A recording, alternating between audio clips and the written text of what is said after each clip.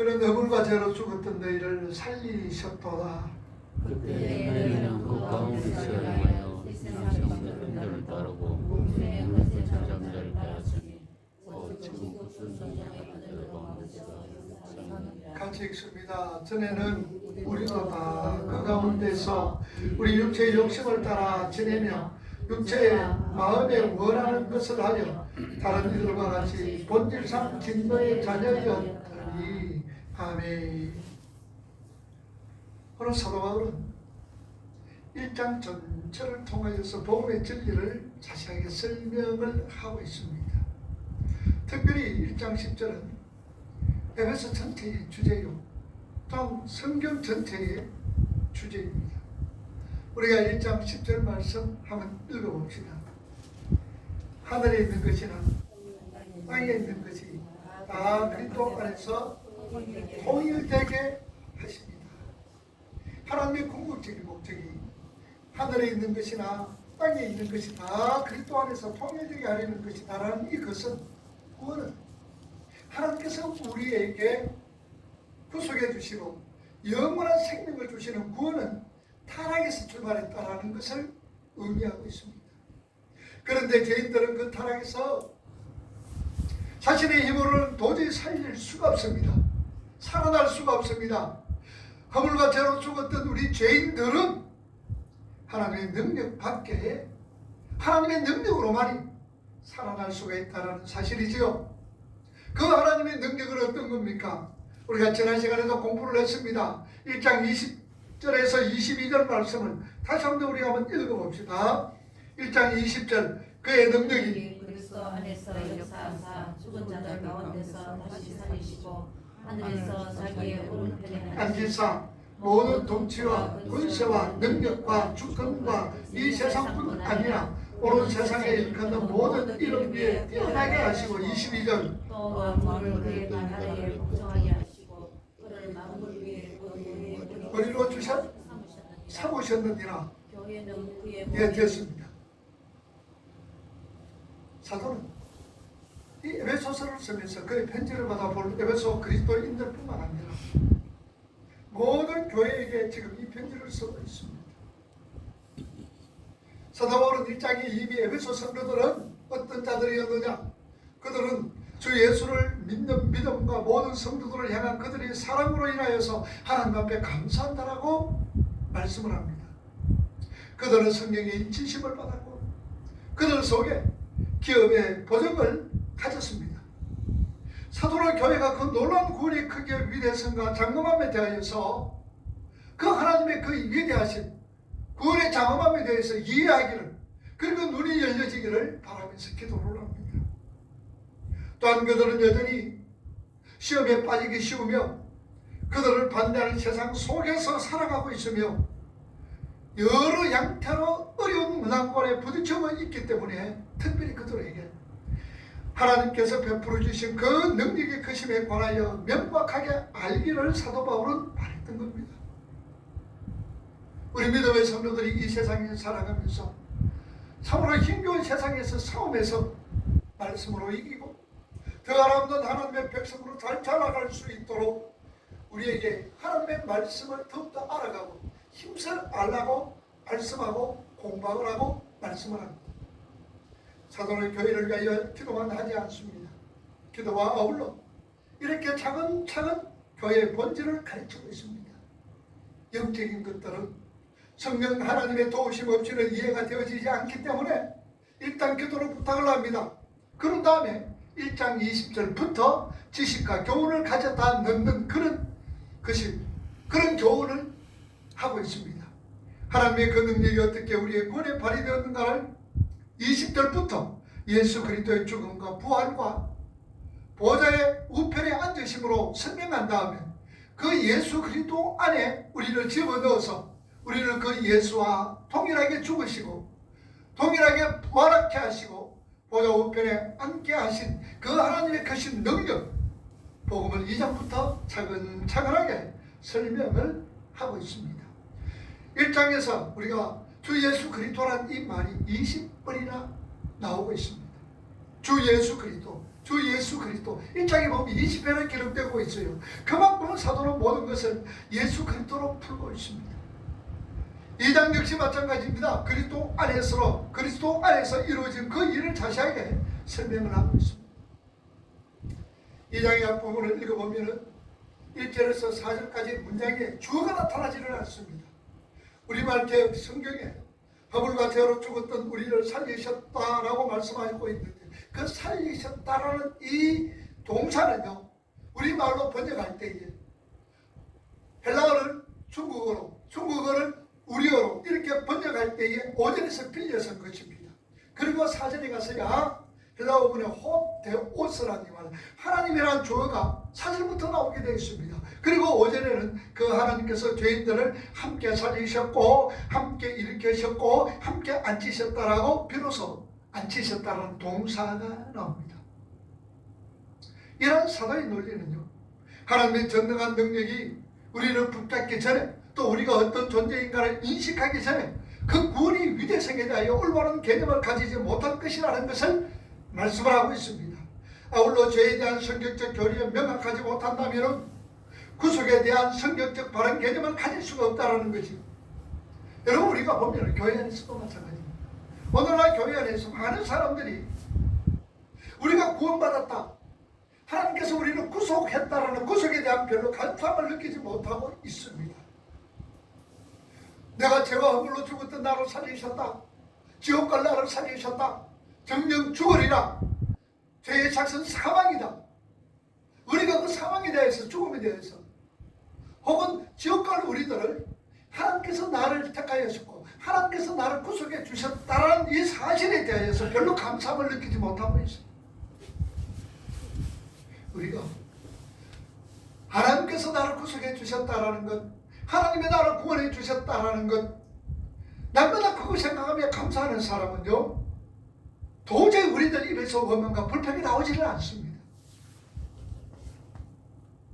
도저히 남을 비판하거나 헐뜯는 어떤 일들이, 하나님이 원치 않는 그런 삶들이 별로 나오지를 않습니다. 그런데 우리 삶 속에서 왜 이런 원망과 불평이 나오느냐 그 말입니다. 그것은 바로 이 구속에 대한 어떤 감사함을 느끼지 못하고 죄에 대한 철저한 인식을 못하기 때문입니다. 그 죄가 해결하지 않는다면 우리가 어떻게 살아가게 되고 어떤 종말을 맞이하게 될 것인가를 별로 심각하게 생각하고 있지 않기 때문에 우리는 구원에 대한 감사를 별로 느끼지를 못하고 있다는 사실이죠. 구원의 크기를 청량하기 위해서는 우리가 건져진 죄의 깊이를 알지 못하고는 그 구원이 얼마나 엄청난 것인가를 알 수 없다는 얘기죠. 그 죄가 얼마나 무시무시한 것이라면 다른 방법이 있을 수가 없이 하나님이신 예수님께서 몸소 육신의 몸을 입고 이 땅에 오셔서 죽으셨다는 사실입니다. 다른 방법이 없습니다. 우리 죄 깊이가 얼마나 깊은지 도저히 거기에는 희망이 안 보입니다. 소망이 없습니다. 다른 어떤 방법도 우리를 살릴 수가 없습니다. 그러기에 하나님인 예수께서 육신의 몸을 입고 이 땅에 오셔서 조롱과 멸시를 받으며 십자가의 죽음으로 통하여서 우리를 살리셨다는 사실이죠. 우리가 이 죄란 놈의 영체를 잘 인식하고 있어야 인류의 역사도 이해를 할 수가 있습니다. 싸움과 경쟁과 다툼과 재난과 인류 역사가 기록되고 있는 모든 것들은 이 죄의 교리가 아니면은 이해할 수가 없는 거예요. 왜 경쟁이 나면, 왜 다툼이 나면, 왜 전쟁이 일어나면, 왜 죽임, 살인이 일어나느냐 그 말입니다. 지금도 미얀마에서는 아주 그냥 분쟁으로 인하여서 나라가 지금 난리 나고 있습니다. 이것은 모두가 죄의 교리가 아니면 이해할 수가 없다는 얘기죠. 세상의 역사는 인간이 타락하였고 무시무시한 죄가 도롱으로 통하여서 그들이 죄 가운데 있다는 그 죄의 교리를 배제하고서는 인간의 역사를 풀 수가 없는 거예요. 미얀마의 그 사태를 해결할 수가 없고 풀 수가 없고 이해할 수가 없다는 사실입니다. 왜 그런 사태가 나옵니까? 바로 죄 때문에 그런 거예요. 타락된 인간의 본성 때문에 일어나는 겁니다. 왜 우리 속에 분쟁이 일어납니까? 왜 우리 속에 시기와 질투가 일어납니까? 우리 속에 죄로 인하여 타락되어진 옛 사람 때문에 이런 일들이 일어나고 있다는 사실입니다. 성경은 인간은 불순종의 자녀이기 때문에 철저하게 자신의 죄를 직시하게 합니다. 너는 이런 자야. 그래서 사도 바울은 오늘 본문에서 네 가지 요점을 말한 것입니다. 그 첫 번째가 죄악 가운데 있는 인간의 상태를 묘사합니다. 그리고 어째서 인간이 이런 상태에 빠졌는가를 설명을 하고, 그리고 실제로 사도는 이 상태와 조건이 실제적으로 어떤 것을 가져왔는지를 설명하며, 마지막으로 사도는 하나님께서 그런 상태에 있는 인간들을 어떻게 보시는가를 설명하고 있습니다. 자, 그러면 우리가 먼저 문제를 살펴봅시다. 사도 바울은 오늘 본문에서 죄악 가운데 있는 인간의 상태를 어떻게 표현하고 있느냐, 바로 허물과 죄로 죽었다라고 그럽니다. 에베소 2장 1절 말씀 우리 한번 읽어봅시다. 그는 허물과 죄로 죽었던 너희를 너희를 살리셨다. 살리셨다. 여기 죄라는 것은요, 하마르티아라고 그러지. 하마르티아. 이것은 관용에 빈등하다는 의미입니다. 그리고 허물은 파라토마라는 말입니다. 이 말은 뭐냐? 잘못된 발걸음 혹은 경계선을 넘다라는 얘기입니다. 그러니까 허물과 죄라는 이 말은 인간이 지을 수 있는 모든 죄 전체를 가리키고 있습니다. 오늘 인간이 지을 수 있는 적극적인 죄든지 소극적인 죄든지 알고 지은 죄든지 모르고 지은 죄든지를 총망라하여서 모두 포함하고 있는 것이 허물과 죄라는 사실입니다. 그리고 죽었다라는 것은 죄로 말미암아 사망이 들어오게 되고, 그 사망을 향하여 가는 모든 사람들을 어떻게 죽었다라고 표현을 하고 있습니다. 지금 당장 육신으로 죽은 건 아닙니다. 하나님께서 아담과 하와가 언약을 맺습니다. 선악을 알게 하는 나무의 신화를 따먹으면 정령 죽으리라. 그래서 아담과 하와가 선악을 알게 하는 나무의 신화를 따먹었습니다. 그러나 그들은 어떻습니까? 육신은 죽지는 않았습니다. 그로 인하여 사망이 들어옵니다. 그리고 그 사망을 향하여 가는 모든 사람들, 아담과 하와를 어떻게 죽었다라고 표현을 하고 있다는 말씀입니다. 오늘 본문에도 2절에 보면은 죽은 자들이 무엇을 합니까? 우리가 2절, 3절 다시 한번 읽어봅시다.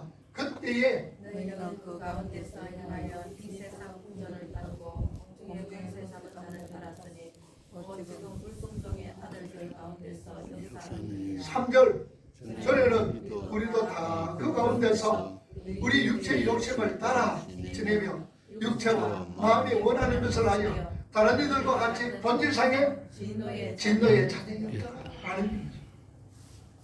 우리는 본질상 진노의 자녀인 거예요. 자, 그럼 성경이 말하는 생명과 영생은 무엇이냐? 요한복음 17장 3절 말씀해 보니 영생은 곧 유일하신 참 하나님과 그의 보내신 자 예수 그리스도를 아는 것이라고 말씀을 합니다. 하나님의 생명의 주인이십니다. 생명과 영생을 홀로 가지신 분이 우리 하나님이십니다. 하나님의 생명의 주인이시며 또한 생명이시며 우리에게 생명을 주십니다. 그분만이 생명의 원천이시며 또한 생명을 유지시키시는 분입니다. 그러므로 하나님을 떠나서는 결코 우리가 생명을 가질 수가 없습니다.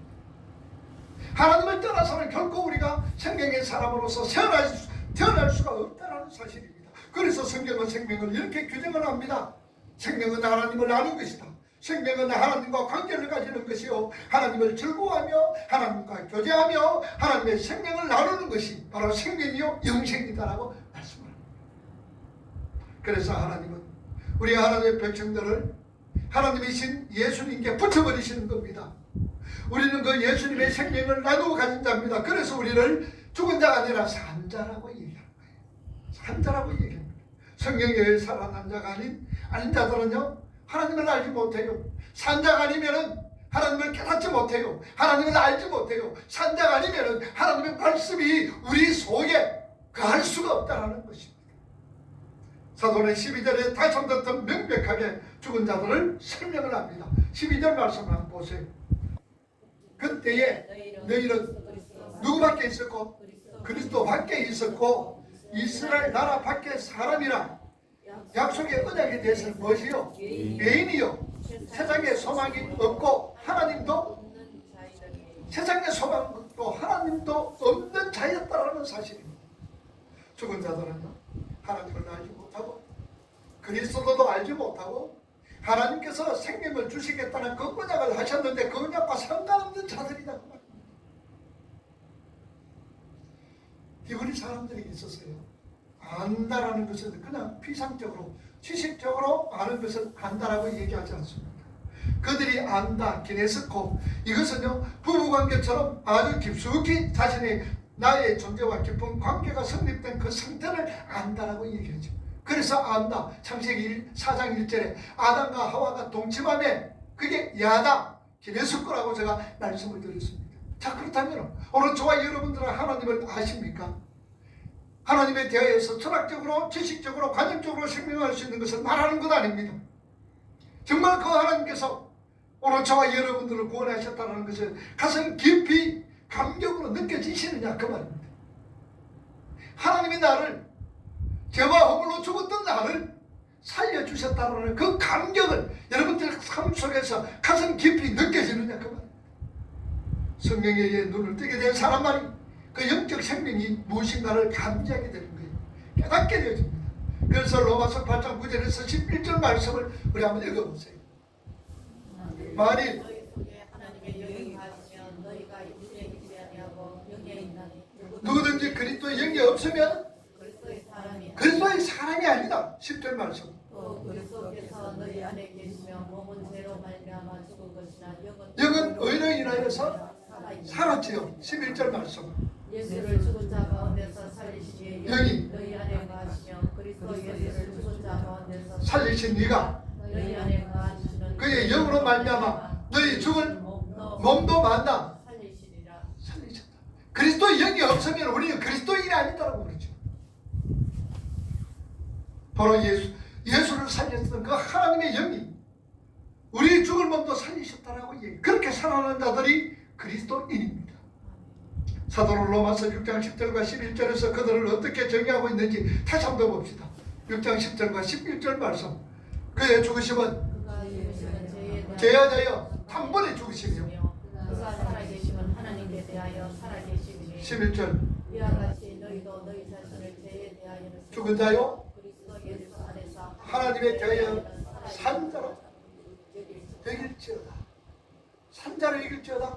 이제 우리는 그리스도 예수 그리스도로 말미암아 하나님에 대하여 산자가 된 것입니다. 사도는 이렇게 우리가 죽었던 자였는데 하나님께서 살리셨다는 것을 서대의 노음으로 통해서 우리가 진정 어떤 상태인가를 인식시킵니다. 그리고 두 번째로는 어째서 인간이 이런 상태에 빠졌는가를 설명하지요. 2절에 다시 한번 우리 한번 읽어봅시다. 에베소 2장 2절 그때에 너희는 가운데서 행하여 이 세상 풍조를 따르고 공중의 권세 잡은 자를 따랐으니 곧 지금 불순종의 아들들 가운데서 역사실은 영이라. 죄인들은요 이 세상에서 누군가의 지배를 받고 있다는 거죠. 어떠한 존재의 지배인지 먼저 이 세상 풍속을 쫓고 라는 구절을 보면은 여기서 풍속이란 번역된 아이온, 성경의 원문의 아이온이란 이 말은요 세대 혹은 시대를 의미하고 있습니다. 그러니까 정확히 번역을 하면은 너희가 이 세상의 세대를 쫓고 너희는 이 세상의 세대를 쫓고라는 말입니다. 성경은 그러면 이 세대를 무슨 세대라고 얘기합니까? 성경은 이 세대를 어떻게 정의하고 있는가? 갈라디아서 1장 4절 말씀에 우리 한번 봅시다. 그리스도께서 하나님 곧 우리 아버지의 뜻을 따라 이 악한 세대에서 우리를 건지시려고 우리 죄를 대속하기 위하여 자기 몸을 주셨으니 자, 성경은 이 세대를 무슨 세대라? 악한 세대라고 얘기를 합니다. 악한 세대라고 얘기를 합니다. 이 현 세대의 사고방식과 정신구조를 따라 사는 것을 성경은 경계를 하고 있습니다. 아니 따라 살 뿐만 아니라 그것에 의해서 통제와 지배를 받고 있는 그것이 더 무섭다라는 말씀이죠. 자, 성경에서 말하는 일반적인 의미의 세상은 또한 무엇을 의미하느냐? 그것은 바로 하나님을 떠나 있는 사고방식, 정신, 구조, 삶의 방식을 말하고 있다는 사실입니다. 다시 말하면 세상은 하나님을 떠나 있는 사고방식, 하나님을 떠난 어떤 정신, 하나님을 떠난 어떤 구조, 하나님을 떠난 삶의 방식을 세대라고 얘기하는 거예요. 세상이라고 얘기하는 거예요. 그러니까 세상은 하나님이 없는 인생말이요, 하나님이 없는 사고방식과 정신입니다. 그래서 에베소 2장 12절 말씀을 한번 더 보세요. 12절 뭐라 그럽니까? 그때 너희는 그리스도 밖에 있었고 이스라엘 나라 밖에 사람이나 약속의 언약들에 대하여서는 유인이요 세상에서 소망이 없고 하나님도 없는 자이들 이렇게 세상에 속해 있다는 것은 소망이 없고 하나님도 없는 상태를 말하고 있습니다. 세상의 통제와 지배를 받는 것을 사도 바울은 로마서 12장에서 뭐라고 말씀합니까? 로마서 12장 2절에 보니까 너희는 이 세대를 본받지 말고 오직 마음을 새롭게 하고 변화를 받아 하나님의 선하시고 기뻐하시고 온전한 뜻이 무엇인지 분별하면서 살아가라고 말씀합니다. 그리스도인들은, 우리 믿음의 성도들은 세상의 사고방식과 세상의 정신구조에서 지배를 받는 사람이 아니다라는 얘기죠. 세상의 사람들은 세상의 사고방식과 세상 정신구조에 지배를 받고 있지만 우리 믿음의 성도들은 세상의 방식과 세상의 정신구조에 절대로 지배를 받지 않고 있다는 거예요. 그래서 요한 1서 2장 15절에서 한번 보세요. 뭐라고 말씀합니까? 요한 1서 2장 15절 이 세상이나 세상에 있는 것들을 사랑하지 말라.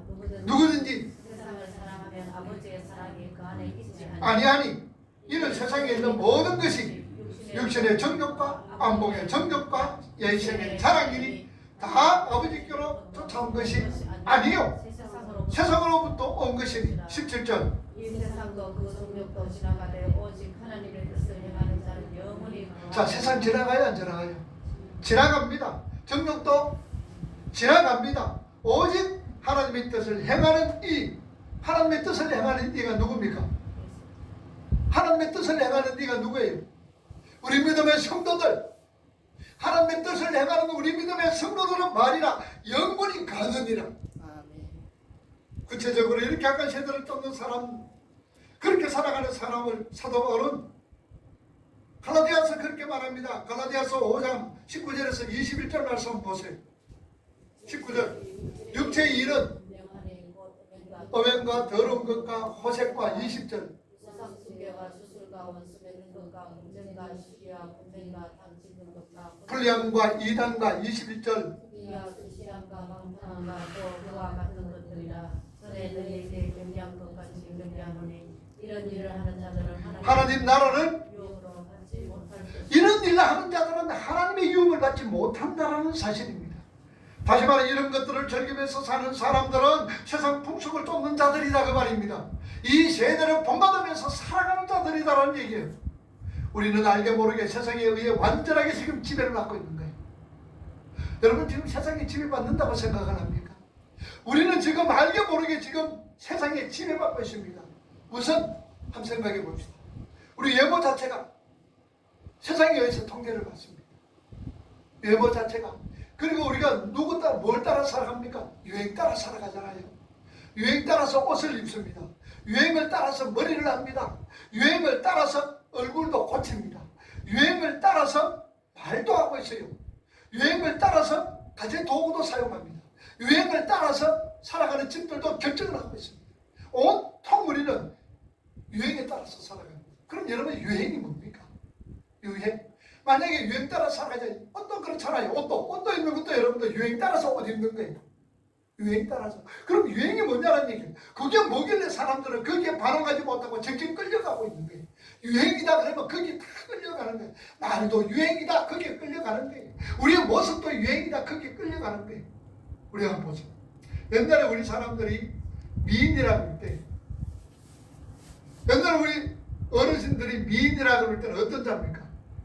얼굴 좀 둥둥하고 몸도 좀 둥둥하면서 이렇게 얼굴이 이렇게 이런 사람을 우리가 참 부잣집 만민이다 그러고 얼마나 좋아합니까? 그런데 요새는 어떻습니까? 미인은 얼굴이 먼저 좁아야 돼요. 얼굴이 좁아야 되고 그러면서 뭐 광대뼈나 이런 부분들 코도 어떻게 뭐 이렇습니까? 이렇게 해야 되고 유행에 따라서 지금 살아가는데 그 유행이 뭐냐는 얘기요. 바로 유행은요 세상의 힘을 단면적으로 보여주는 거예요. 이 세상의 힘이에요. 유행이. 그러니 타락한 인간을요 사탄은요 자신이 인간을 통제하고 있다는 것을 사람들이 느끼지 못하도록 하는 거예요. 유행 따라 사는 것, 사탄이 유행을 만들고 있는데 사람들이 그 유행을 따라 살아가는 것, 사탄이 통제함에도 불구하고 그 사탄이 사람들을 통제한다는 것을 그 사람들이 느끼지 못하게 하는 거예요. 오히려 종교 같은 것에서 벗어나 자유를 얻었다라고 사람들은 생각하는 거예요. 그러나 인간은요 사탄의 조종하에 들어가게 되어 있습니다. 여러분 식물이 잎사귀가 꽂힌 태양을 향해서 갑니다. 식물은요 잎이라든지 꽃은 태양을 향합니다. 그런데 그 뿌리는 어떻습니까? 어둡고 습한 곳을 찾아갑니다. 세상의 세대를 쫓아 살아가는 사람들, 하나님의 통치 아래 있는 자들은 이렇게 다른 겁니다. 우리는 누구를 향하여서? 우리 믿음의 성도들은 해바라기, 주바라기, 주님을 향해서 갑니다만 그 세상에 믿지 않는 자들은 어둡고 침침한 곳으로 지금 달려가고 있다는 사실.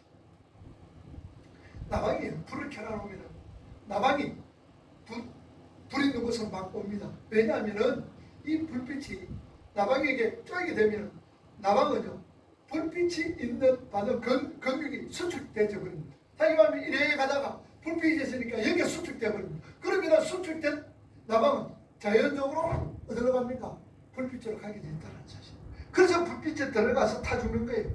세상의 원리 아래 놓인 사람들은요 그렇게 자연스럽게 악을 향해서 몸을 털게 되어 있는 거예요. 악만 보면은 그냥 세상의 편안만 보면 탁 털어버리는 거예요. 그렇게 정신없이 달리고 있으니까 모든 게 똑같은 거예요. 예수 믿는 사람이든지 예수 믿지 않는 사람이든지 전부 다 세상의 어떤 낙을 향해 세상의 유행을 향해 그냥 탁 달려가고 있는 거예요. 그런데 우리 하나님의 사람들 어떻습니까? 건져내야 되잖아요. 그 길로 달려가는 내 백성아 거기서 나오라. 하나님을 요한계시록 18장 4절에 내 백성아 거기서 나오라고 말씀하시면서 하나님은 그들을 건져내야 되잖아요. 그들이 세상을 향해서 달려갈 때 스톱시켜야 되잖아요. 그게 뭐냐? 삶이 망하게 되고 건강을 잃어버리게 되고 사고를 당하게 되고 어려운 일을 당할 때 정신 번뜩 드는 거예요. 우리 성도들 정신을 번뜩 들면서 살아보니까 내가 쫓아가는 것이 내가 지금 세상 유행 따라 살아가는 것이 얼마나 부질없고 허황된 것을 깨닫게 되는 거예요. 그리고 인생이 내가 왜 살아가는가 삶의 존재를 다시 한번 더 생각하게 되고 내가 이렇게 살아서는 안 되지 어디로 턴해버립니다. 그리고 하나님께로 향하는 겁니다. 그래서 성경은 이것을 복이라 그러는 거예요. 그래서 우리가 하나님의 백성으로 지어져 감에 있어서 가장 좋은 도구가 뭐라 그랬습니까? 바로 고난이라 그러잖아요. 역경입니다. 환난입니다. 고통입니다. 이 환난과 어려움과 고통과 괴로움과 어떤 이런 것들 때문에 우리는 하나님의 백성으로서 세상으로 향했던 유행길로 걸어갔던 그 우리 걸음을 멈춰버리게 하시고 돌아서서 하나님께로 향하게 한다 그 말입니다.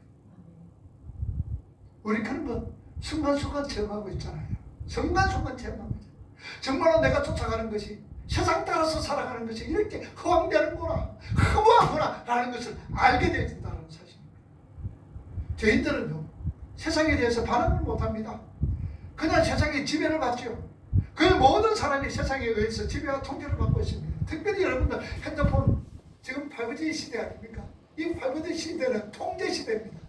통제 시대, 지배받고 있는 시대입니다. 얼마나 우리를 잘 지배하고 있습니까? 여러분들 핸드폰 가지고 가보세요. 여기 있으면 여기서 나오지. 경산 가면 경산 뜹니다. 제주도 가면 제주에서 뜹니다. 저기 강원도 가면 강원도에서도 여러분 떠요. 벌써 우리가 지금 통제를 받고 있다는 사실. 꼼짝할 수가 없습니다. 꼼짝은 못해요. 이 세상이 통제받고 있습니다. 개인들은 세상에 대해 반항 못합니다. 그냥 지배받아요. 그 모든 사람들이 세상에 의해서 지배와 통제를 받고 있습니다. 그들의 모든 견해와 그들의 모든 언어, 돈을 쓰는 방법, 그들이 욕구하는 것과 가는 곳, 휴일을 즐기는 방법까지 완벽하게 지금 통제를 받고 있는 거예요.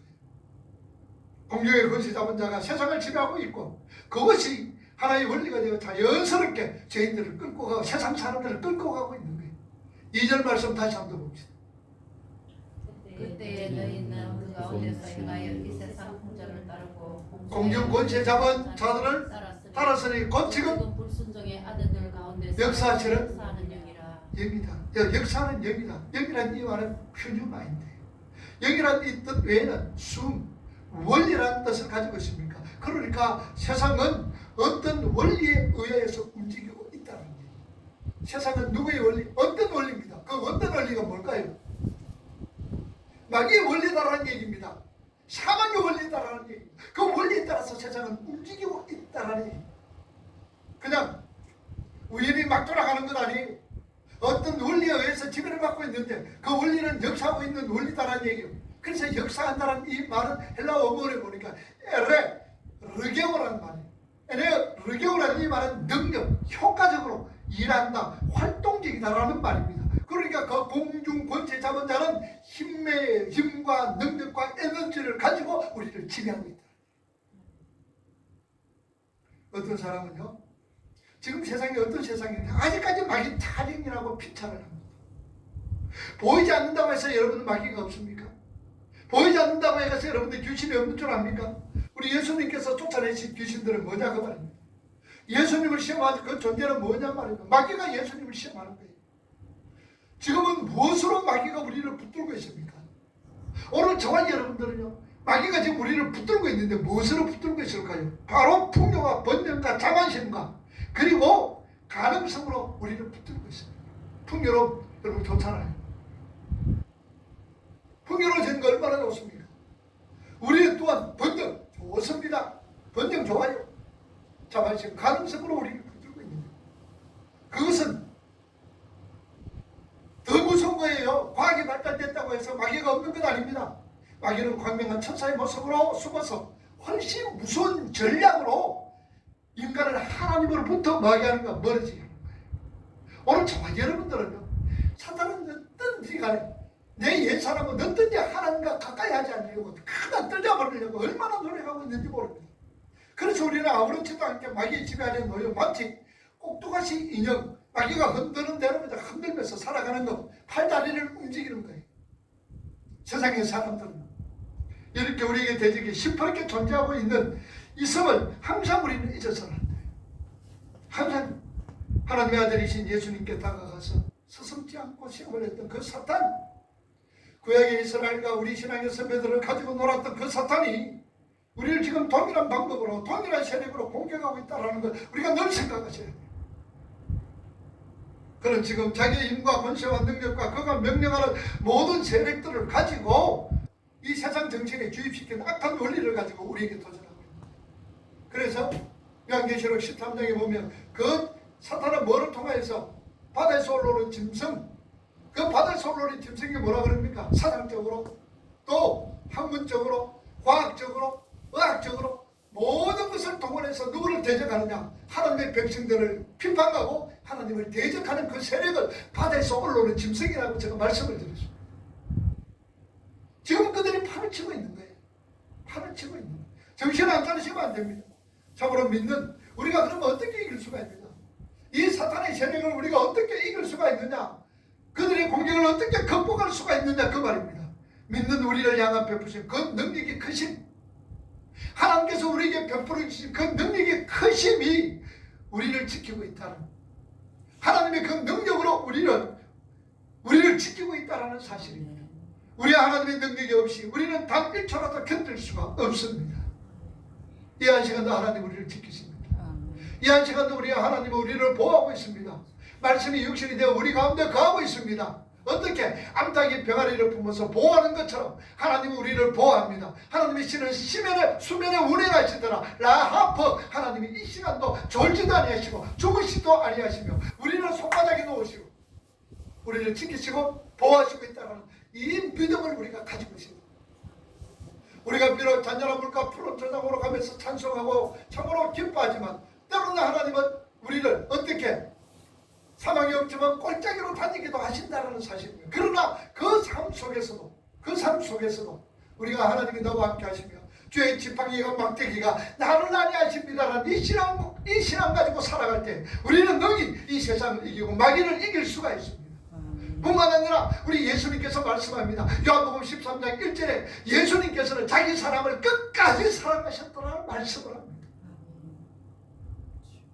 그 하나님의 사랑이, 그 하나님의 지켜주심이, 그 하나님의 보호하심이, 때로는 우리가 물 가운데로 지나가고 그 하나님의 보호하심이 지켜주심이 물 가운데 지나간다 할지라도 불의들은 사르지 못하고 무리들은 침범하지 못하도록 하나님이 우리를 지켜주시고 하나님이 우리를 보호하시고 우리가 하나님의 백성으로 지어져갈 때까지 하나님께서 책임져 주시고 우리를 이끌어 가신다는 사실입니다.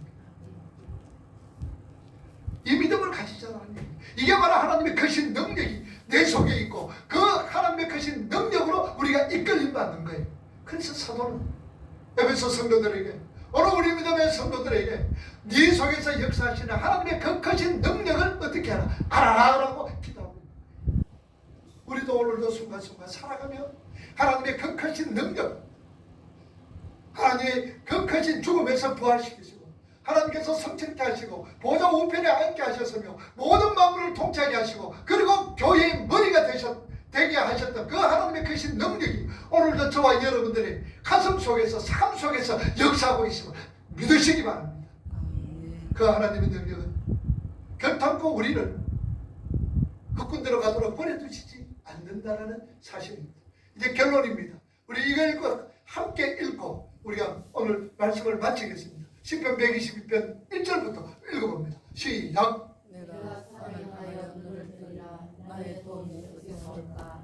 나의 도움은 천지를 지으신 여호와께로다. 여호와께서 너를 실족하지 아니하게 하시며 너를 지키시니가 졸지 아니하시리로다.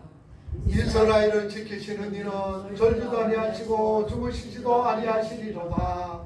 여호와는 너를 지키시는 이시라. 여호와께서 내 오른쪽에서 내 그늘이 되시나니 낮에 해가 너를 상하지 하지 아니하며 밤에 날도 너를 해치지 아니하리로다. 여호와께서 너를 지켜 모든 환난을 면하게 하시며 또 내 영혼을 지키시리로다. 여호와께서 너의 출입을 언제부터? 지금부터 영원까지 지키시리로다. 아멘. 기도합시다.